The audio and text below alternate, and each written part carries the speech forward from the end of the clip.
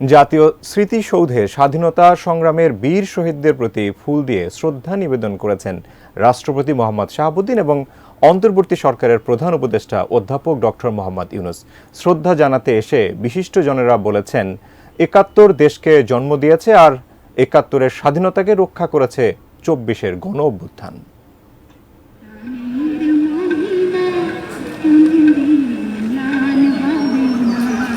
কাক ডাকা ভোরে প্রকৃতির মাঝে বইছে বসন্ত বাতাস।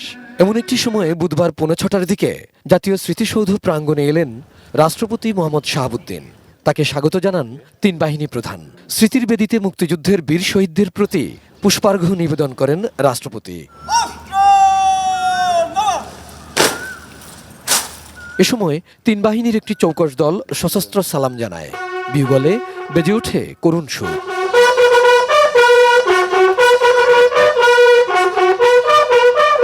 ২০ মিনিট পর সেখানে আসেন অন্তর্বর্তী সরকারের প্রধান উপদেষ্টা অধ্যাপক ডক্টর মোহাম্মদ ইউনূস।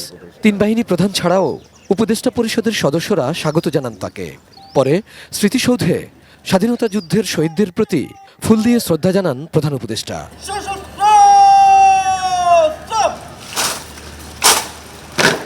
নির্মাণ কাজেও আমি বেছে নেই CSRM TMT 500W, committed for better still। একই কায়দায় সালাম জানায় তিন বাহিনীর একটি দল। শ্রদ্ধাঞ্জলি নিবেদন করেন প্রধান বিচারপতি ডক্টর সৈয়দ রেফাত আহমেদ। এরপর যুদ্ধাহত মুক্তিযোদ্ধা, উপদেষ্টা পরিষদের সদস্য, আমন্ত্রিত অতিথিরাও শ্রদ্ধাঞ্জলি অর্পণ করেন। ২৪-এর গণ অভ্যুত্থানে পাওয়া নতুন দেশে সংস্কার কার্যক্রম সফলভাবে বাস্তবায়নে সবাইকে এগিয়ে আসার আহ্বান জানান একাধিক উপদেষ্টা। জাতীয় স্বার্থে, ব্যক্তি এবং দলীয় স্বার্থের ঊর্ধ্বে উঠে আমরা ঐক্যমত করব। জনগণকে আস্থায় যদি আনতে হয়, তাহলে যে সংস্কারগুলোর দাবি জনগণের থেকে উঠে, সেগুলোর ক্ষেত্রে ঐক্যমতে না পৌঁছানোর কোনো সুযোগ নেই। এই দিবসে আমরা একটা আমাদের প্রতিটি ঘোষণা করি যে আমরা বাংলাদেশকে, নতুন বাংলাদেশকে আরও সুখী সমৃদ্ধশালী দেশ হিসেবে গড়ে তুলব।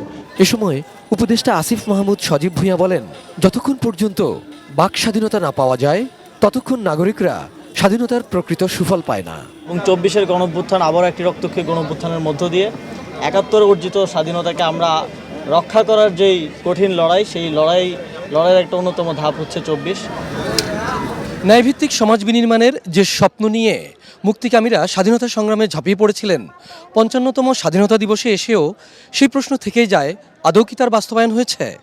স্বাধীনতার সুফল ঘরে তুলতে হলে ঐকমত্যের পাশাপাশি মুক্তি সংগ্রামের চেতনাকেও ধারণ করার তাগিদ সবার। Abul Kalam Azad, ATN news, Savar.